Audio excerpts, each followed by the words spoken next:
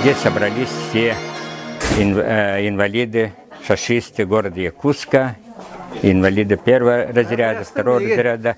Вот. Очень приятно, что с каждым годом увеличивается желающих играть в этот вид спорта. Это самый доступный вид спорта для инвалидов. Вот. И второе, я хочу отметить, на этом турнире у нас присутствуют второй раз инвалиды дома-интерната для престарелых.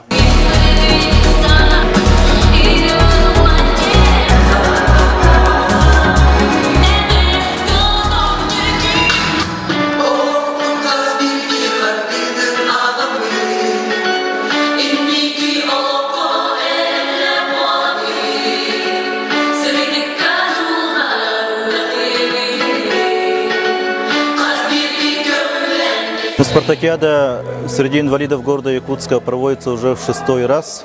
И цель данной спартакиады – это вовлечь большее количество людей с ограниченными возможностями для занятий физической культурой и спортом.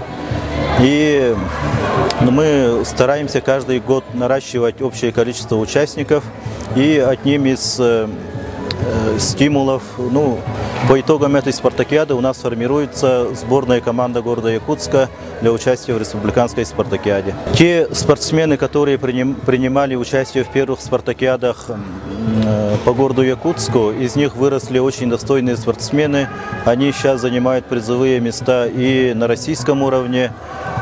Некоторые спортсмены у нас пошли еще дальше, они занимают призовые места в мире, и некоторые участвуют в Паралимпийских играх и Сурдолимпийских играх.